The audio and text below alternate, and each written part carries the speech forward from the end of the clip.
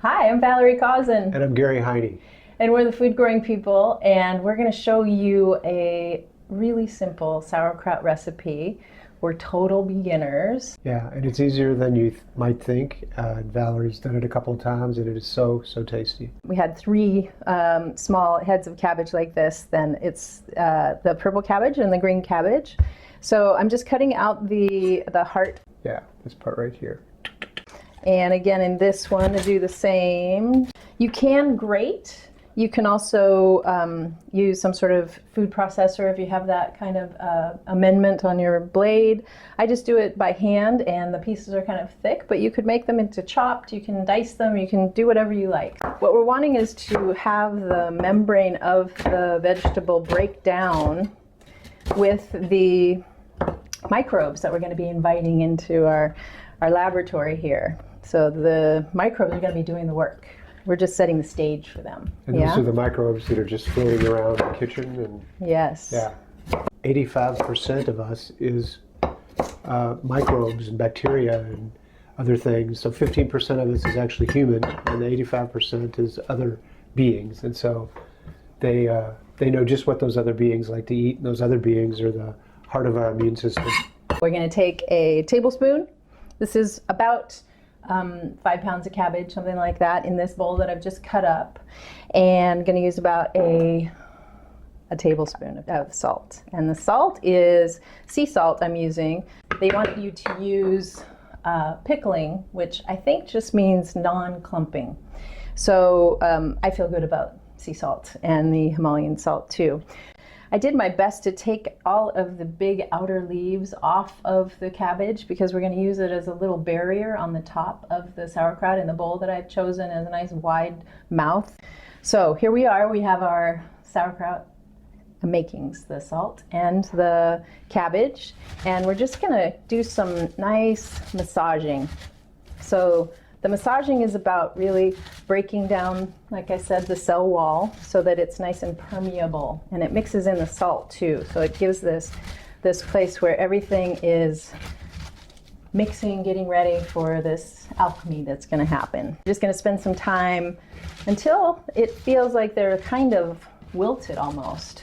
Just gets all that salt nice and worked in, and it starts actually to get the liquid to come out of the cabbage pieces, which is part of what's going to be creating all of the liquid that's going to make the nice brine of the sauerkraut. It's really cool to see how much it loses in volume as you soften it up. Yeah. So this can be a good way to have the great food that we want without all the packaging, without all the travel, and that we get to put our love into it, and we get to make it whatever we want. We get to make the flavor whatever we want. Some people put caraway seeds in, so it's more like a dill pickle, or like I said, garlic, hot peppers, anything you want. So there's still some hearty pieces that were a little closer to that core, that heart core, but I think I'm just going to leave those ones so that I don't absolutely mushify the rest. So just to show you what it's looking like.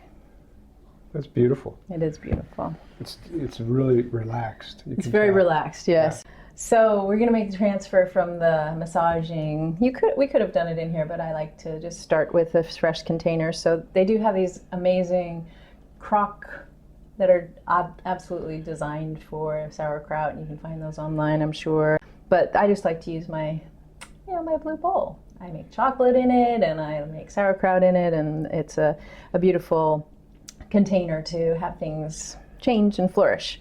So we're going to take all of this and put it into this glass bowl. All right, so now I'm pushing it down in the bowl, down, down, down, packing it nice down into the bowl. And it's creating this environment where the liquid that is being released from the leaves and the salt is going to hopefully rise up into the top over these leaves here that I'm putting on. So I'm taking these leaves and I'm just going to put them on. It's basically just making a layer of protection so that debris isn't going to be just Nice. floating. Yeah? Yeah. Looks like you had enough.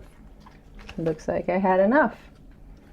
So after all of the leaves are put on top of the nice pounded down, you could even use a specialized tool like a cabbage pounder, I think, kraut pounder, something like that. So you want to make sure that there's no air bubbles. Air actually can create microbes that we don't want. I'm going to take this glass plate and put it on top of the leaves.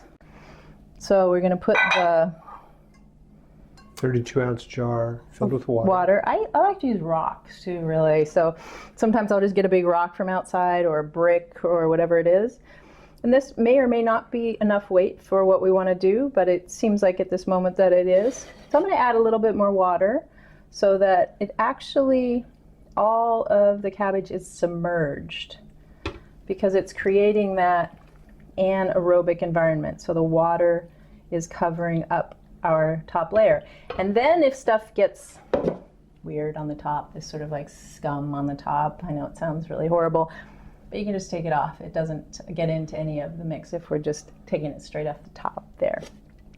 So you can see now the water is across the top up here. There's weight here, so it's keeping everything pressing down, and it's going to bring out all of that great flavor and that brine. Yeah, so we're going to have a few days of this, and then we're going to taste it every couple of days to see where it's at and if it's at the kind of sour that we like. And then we're going to transfer it into other jars, and we'll show you some pictures of that when it's done. So thanks for joining us for another Gary's Kitchen recipe series for the beginner chef who's That's right. experimenting with local foods, and we're the food growing people, and thanks for joining us. Thanks. Bye. Bye.